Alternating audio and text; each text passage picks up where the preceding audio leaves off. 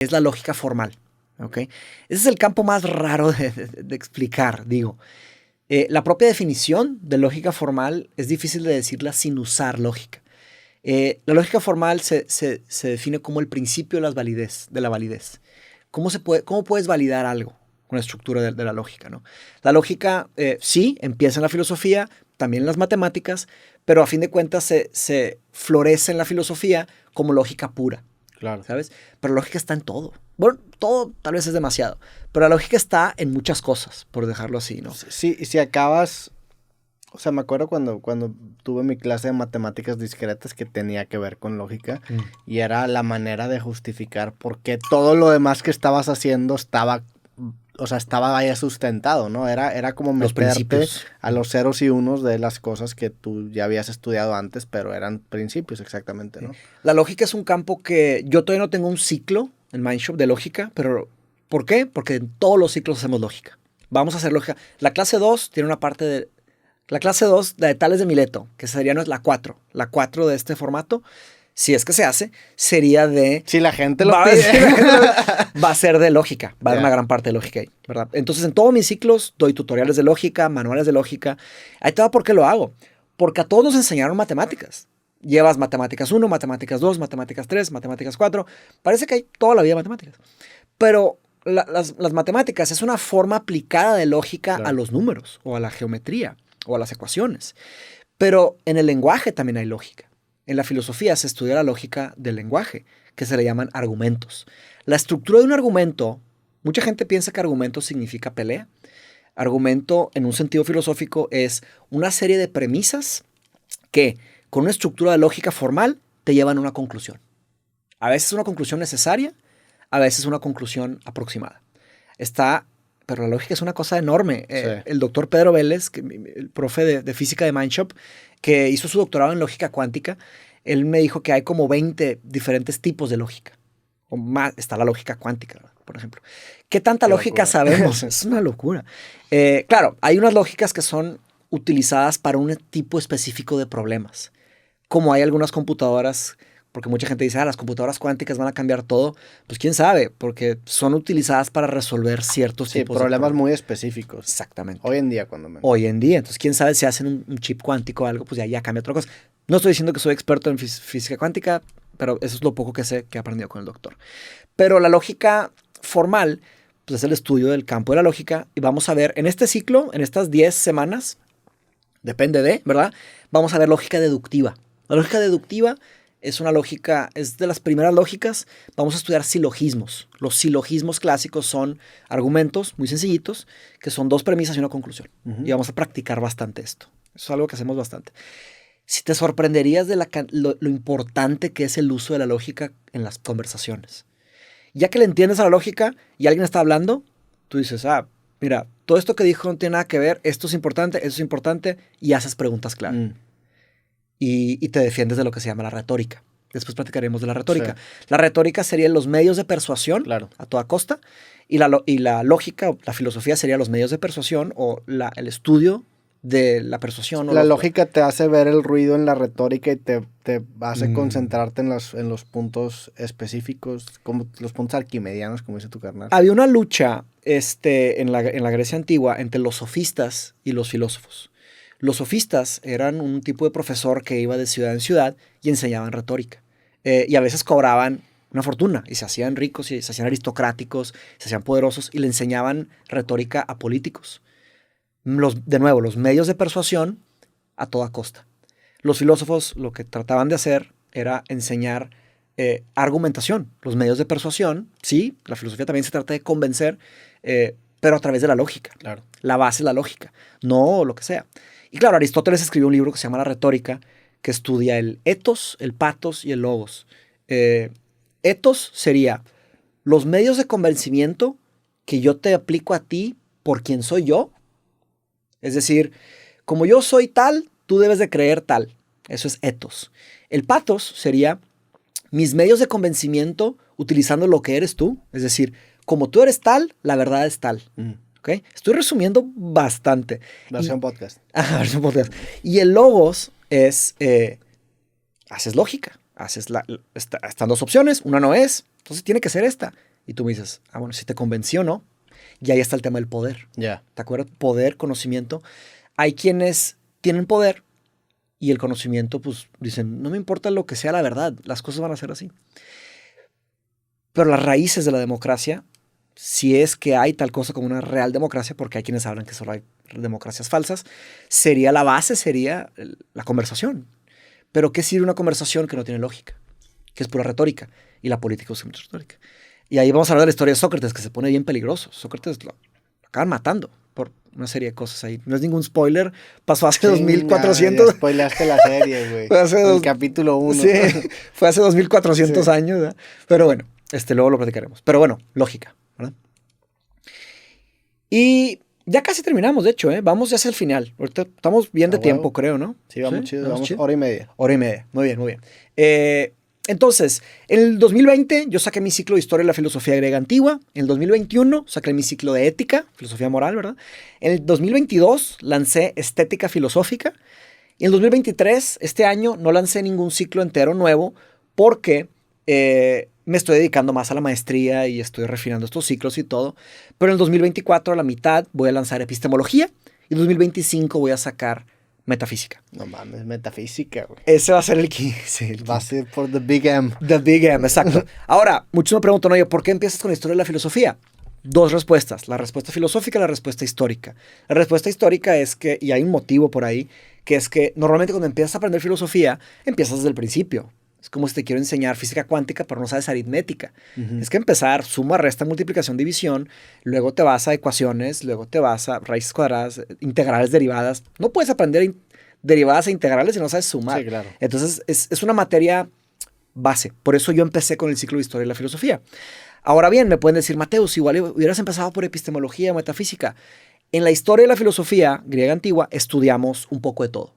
Vamos a ver ética, vamos a ver un poco estética, vamos a ver metafísica, epistemología, se ve todo. Pero luego quiero hacer uno dedicado. Epistemología y metafísica son pesados. Es pesado, ya me tocó llevar clase. Se escucha pesado, güey. Es pesado, porque ahí vamos a estudiar la historia de la epistemología y la historia de la metafísica. Entonces va a estar duro. Llegaremos. Voy en el grupo HP29, en el de historia de la filosofía. Voy en el E14, que se abre cuando salga el episodio 2. Febrero, final de febrero, que quiero que sea el primer supergrupo de ética, ya lo platicaremos. Bueno. Y luego en marzo se abre el grupo AE7. No, perdón, el E15 se abre en febrero y en marzo el AE7. Quiere decir que ahí voy, replicando y replicando, dándole vueltas a todo esto, ¿no? Ya vamos hacia el cierre. Quiero hacer un argumento de Aristóteles, un argumento clásico sobre la función del ser humano. ¿Okay? Y esto lo hago pues, por dos motivos. Primero, para que vean a lo que vamos a llegar, porque este argumento en la clase 9 lo vamos a estudiar a detalle. ¿Okay?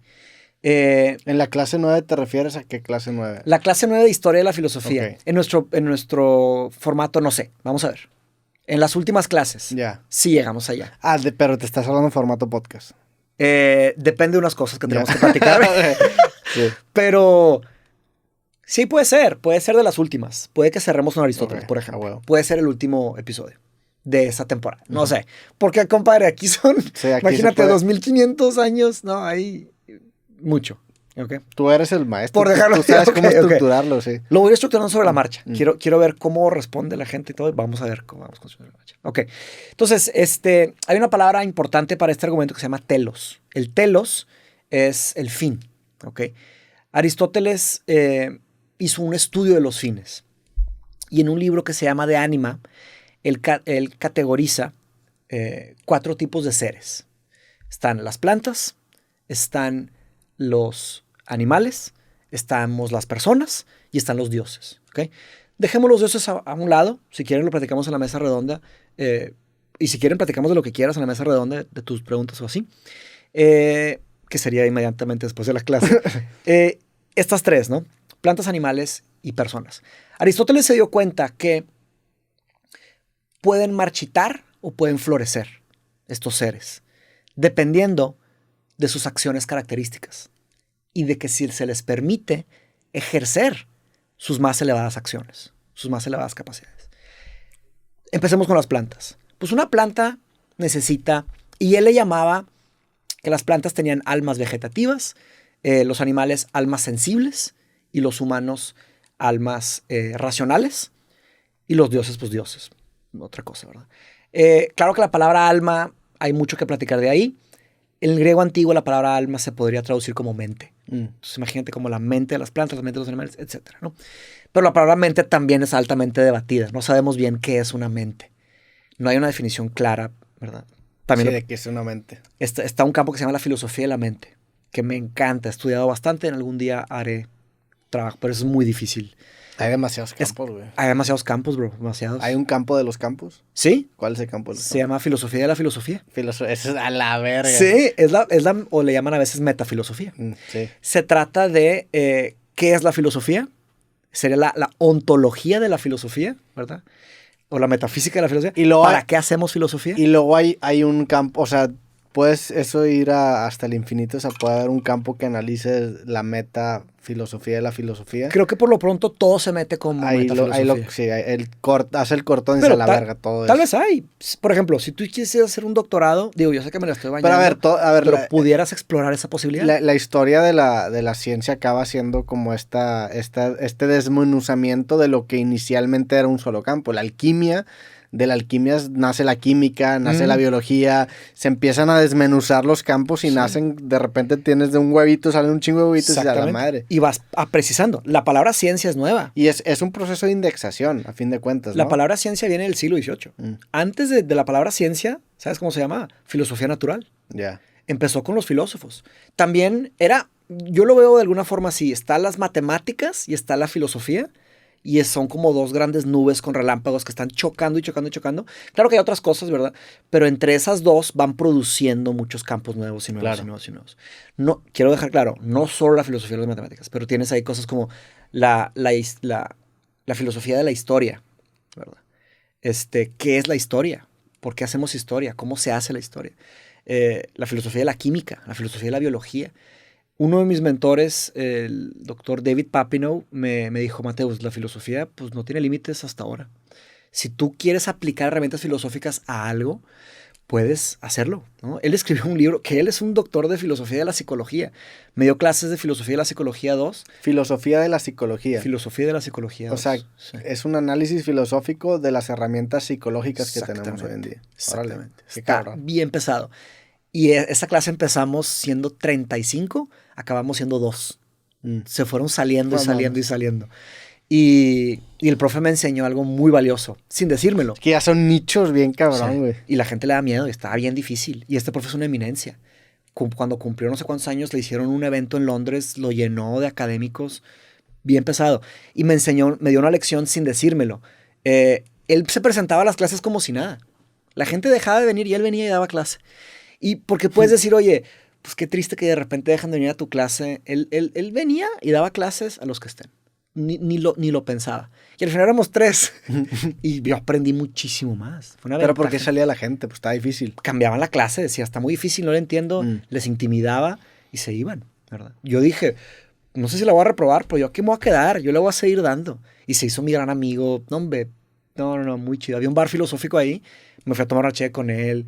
Y él me escribió... Un bar filosófico. Sí, fíjate qué chido, en la universidad. O sea, pero era un bar filosófico en donde ibas a tomar y filosofar. ¿O era un bar, ¿a qué se refiere el bar filosófico? Un bar del departamento de filosofía de la universidad. Ok. Entonces tú ibas a tomarte una cheve y estaban los profes y los que estudiaban en la facultad.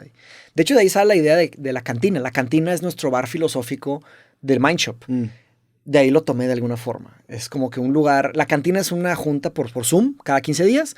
Nos juntamos, yo de repente me meto a pistear. Tomas un vino, yo casi no me meto honestamente. Y no se graba. Es para que los estudiantes platiquen. Te tomas un vino, una cerveza y hay temas filosóficos. Okay. Me encantaría hacerlo físico un día, tipo un verdadero bar. Sí, está muy chido, pero bueno. Cosa que no tenemos exactamente acá. No tenemos esos tipos de lugares. Pero a ver, dentro de la persecución de la verdad o de todo este camino que busca la filosofía, ¿encuentras tú una función en estos eventos? O sea, en utilizar, por ejemplo, el alcohol o estos eventos de catarsis para muchas personas dentro del viaje del filósofo. Depende de qué filosofía estés hablando, porque si te estás refiriendo a la filosofía académica, creo que hay ciertos espacios donde se puede consumir alcohol que permiten que los profes se expresen más Pero a ver, honestamente. quitemos el alcohol. Me refiero más que nada a este elemento en donde bajas quizá la guardia un poco ok. de lo que quieres expresar Sí. y ventilas, o sea, ventilas a la chingada. Súper importante. Creo que es importante, ¿no? Por supuesto. De hecho, hay estudios que sugieren que cuando se está grabando algo, la gente se comporta de otra forma. Claro. Entonces, yo mis clases las grabo. He pensado en dejar de grabar las mesas redondas. Porque, pues hay personas, lo que platicamos, los introvertidos, los extrovertidos. Bueno, en Mindshop nadie está obligado a prender cámara.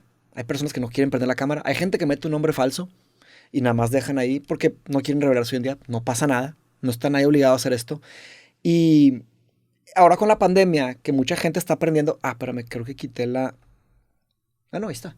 En la pandemia muchas clases están grabando y hay alumnos que se inhiben, ¿verdad? Porque, oye, ¿qué van a pensar de mí si pregunto tal cosa? En la filosofía debería haber una libertad de preguntar lo que uno quiera, ¿verdad? Entonces, sí hay un espacio muy importante ahí. Ahora, para que los alumnos se sientan a gusto, imagínate un niño de 13, 14 años, sabe que lo están grabando, como está con el tema del bullying y está en clase de mate y no se quiere ver como burro y no pregunta. Hay que preguntar. Sí. Yo le ayudo mucho a mis estudiantes, relájense, libérense. Y por eso el sistema que te dije, que inventé, el Niche and Sky, que es que cada clase, solo un tercio del grupo puede preguntar, pero luego cambia ese tercio. Luego es otro tercio y otro tercio. Dos cosas que hago, ¿verdad? Es eso, para que los más cotorros se callen un poquito más y los más introvertidos hablen un poquito más, ¿sabes? Entonces ya para la clase 5 o 6, los alumnos se dan cuenta, oye, pues hablo ahorita o me voy a quedar en silencio. Te empiezas a animar. Y es importante ese tema de hablar, de preguntar y desestigmatizar, quitarle el miedo o el daño a la pregunta. Y lo complemento con otra cosa, que hago una mesa redonda. Después de la clase, que solo un tercio del salón puede preguntar, en la mesa redonda todos pueden hablar. El primero que levanta la mano es el primero que habla y así nos vamos. Y a veces, y normalmente en mis clases, faltan preguntas por responder porque nos quedamos, las mesas redondas se ponen bien chidas y se extiende porque ahí de repente sale una historia, sale un chiste y la gente se abre y todo conectado con la filosofía. Pero de repente, por ejemplo, mis supergrupos, imagínate 350 personas, la mesa redonda es de 2 horas. O sea, ahí estamos dándole, de repente 40, 50, 70 preguntas y para mí es como estar en el ring, en el entrenamiento, con todo respeto, máximo respeto, no es un tema de pelea, no quiero hacerlo así, pero es más bien me están retando los alumnos. Claro. Porque me hacen preguntas bien difíciles. No siempre las sé responder. Y mi respuesta es no sé. ¿Sabes? Que así como para el alumno existe este miedo de preguntar algo pendejo, para el maestro también el no sé es difícil, ¿no? O sea, Sí. hay maestros que no saben decir no sé, güey. Depende del maestro. Ahí te va. Y son malos maestros. Por supuesto. Volvemos al sistema educativo. Sí. Si un profe responde no sé, su empleo está en juego. Claro. Prefiere inventar algo antes de decir que no sabe. Entonces, eso distancia al profe del alumno y los pone en un pedestal. Y es de que lo que dice el profe es la verdad. Entonces, una clase en ese sentido sería, ahí viene el profe a decirnos la verdad. No es así, no es así. Hay muchas formas de ver las cosas. Lo que yo defiendo es que yo trato de hacer un tipo de método socrático con los alumnos. Preguntas y respuestas, se hace una dialéctica, que es un término que luego podemos platicar, pero la raíz de la dialéctica viene de Sócrates, del método socrático y de Platón, que para ellos aprender tiene que ver con hacer las preguntas correctas, proponer respuestas, refutarlas y luego ir proponiendo otras. Y se hace una síntesis y vas negando y construyendo. Mis clases son así. Porque así es como, la verdad, y eso lo tomé de los sistemas, las universidades de elite en Inglaterra, Oxford y Cambridge, tienen una cosa que se llama tutorial system. Entonces tú llevas tus clases y luego tú llevas tus tutoriales. Los tutoriales son 1 a 1 con el profe. Imagínate. Los tutoriales son 1 a 1 con el profe. Sí. Pero te mandan videos. No. Tienes físicamente. Yeah. Entonces todos los alumnos tienen que llevar clases y tienen que llevar 1 a 1 con el profe. ¿Y tú tienes 1 hora con el profe al semestre? ¿Cómo le haces? A la semana. A la semana 1 hora, 1 a 1. Por eso es tan caro, ¿sí? ¿Pero cuántos alumnos tiene un profesor? Pues me lo limitan. Ya. 20, 30. Sí. Sí, no, ahí no es imposible. Ahí es imposible. Pero, y otra, en Oxford y Cambridge tú tienes que escribir un ensayo a la semana y vas con el profe y tienes que defender tu ensayo enfrente del profe con un doctor especial. Entonces, y tienes que meterle muchas horas. Es todo un sistema que yo he estudiado bastante. Claro, y las habilidades que te ayuda a desarrollar tanto el escribir el ensayo y defenderlo son habilidades que... Imagínate. Es como hacer un ejercicio compuesto, ¿no? Que agarras una pesa y te levantas y generas Sí. una fortaleza en varios músculos, no solamente en el bíceps, que este tipo de dinámicas te lo da. Y es en viva voce. Viva voce es latín para en viva voz. Mm. Tienes que defenderlo en viva voz. No es nada más mandas al ensayo. Tienes que ir con el profe y defenderlo. Entonces imagínate, imagínate si llevas 6 materias, 8 semanas cada materia. 6 por 8, 56. Entonces ahí son 56 ensayos. Claro. Sí. No, 48, perdón, 48. Son 6 por 8, 48. 48, 48. Son 56 porque están los ensayos finales. Son 7. Ahí sí sería 55. 7 por 8. Sí, exactamente.